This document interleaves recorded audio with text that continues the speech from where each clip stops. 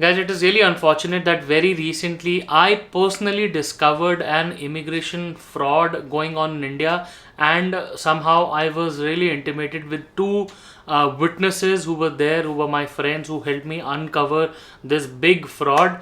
I am going to share all the details with you in this particular video. Please watch this video till the end. So guys, welcome back once again. My name is Sahil and I'm a regulated Canadian immigration consultant, and I practice here inside Brampton, Ontario. My office is here, and if you have to get in touch with me, my number is on the screen and in the description box. Please feel free to get in touch with me. Guys, the reason why I'm making this video, and I don't really make such videos, is that very recently we caught an agency, a company, a consultant agent, whatever you call, in Mumbai, and they were looting clients with the details that Sahil Sayal is their IRCC agent. Okay, and that is total scam, total fraud, 100% sheer fraud. And they were using my name. So what really happened, and I'm going to just give you the details. So they first approached one of my friends who lives in Noida, and the lady on the phone. I wish I could just share the names, but we do have the proofs. We have screenshots, and I actually spoke to the lady as well, and she confirmed that she used my name. So, and we have the call recordings, we have the emails, we have screenshot, WhatsApp conversations, everything. But what she did was she approached my friend. She said that I am particularly, they went on discussing Saskatchewan work permit and whatnot, which is totally fraud once again. So she said, IRCC agent, their lawyer is Sahil Sayal, and she said, and then the person actually confirmed that, are you sure it's not Sahil Sehgal, it's Sahil Sayal? She said yes. So I got to know this because he's an old age friend. He called me, and through these videos only got in touch with me back after like several years. And then what I asked was, I went off to my another friend who lives in Gurgaon, and I asked him to get in touch with this lady separately and see what she says. Maybe this could be one of the odd instances where the lady might not, maybe she could be referring to somebody else, right? But if you just Google Sahil Sayal, there are only two Sahil Sayals I know of globally, and when it comes to IRCC agent or ICCRC agent, the only Sahil Sayal who's there out of the 7,000 professionals is me. So that she's definitely talking about me.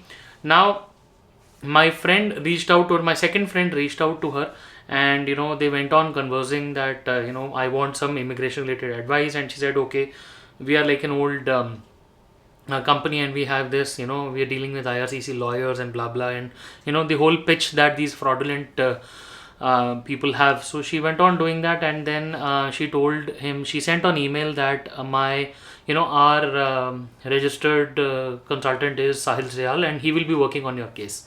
And that was pretty odd, and that is when we got to know.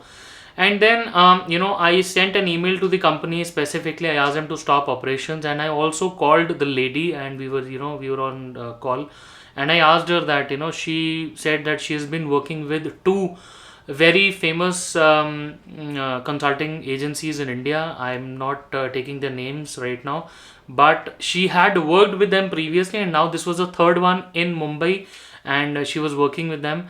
And it's very unfortunate. We have their coordinates, we have their number, and they don't have their company name or anything up on the website, but I have the lady's LinkedIn profile and everything.